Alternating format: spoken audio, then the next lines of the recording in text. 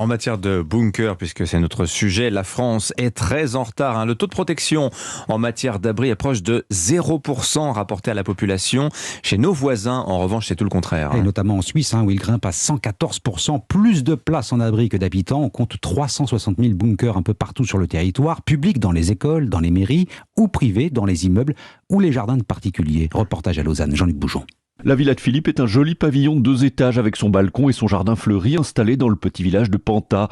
Impossible de deviner qu'au sous-sol se trouve un abri anti-atomique. En fait, une petite pièce de 7 mètres carrés que Philippe est fier de nous montrer. C'est des murs en béton avec des grosses portes blindées. Je crois que la porte d'entrée, elle fait 1 tonne. C'est très solide. Une fois qu'on est fermé là-dedans, c'est complètement blindé. Quelques kilomètres plus loin, c'est un autre type d'abri que l'on trouve plus grand, public, donc ouvert à la population en cas d'attaque nucléaire, explique Olivier Duvoisin, responsable de la maintenance. Dans une cellule comme celle-ci, 100 personnes peuvent être accueillies, dispose d'un appareil de ventilation pour filtrer toutes les toxiques chimiques de combat. Vous avez des lits à 3 étages. On estime qu'une autonomie de 14 jours serait possible. Des abris qui sont une obligation légale en Suisse, explique le commandant Louis-Henri de la Raja, de la protection civile du canton de Vaud. C'est des reliquats de la guerre froide. C'est dans la loi depuis les années 60. Elle incombe de construire des places protégées et de garantir 1 place par habitant. Et donc il y a plus de 9 millions de places pour l'ensemble de la population. Des installations dont l'utilité et le coût ont parfois été critiqués ces dernières années, mais étrangement, ce n'est plus du tout le cas depuis 3 semaines.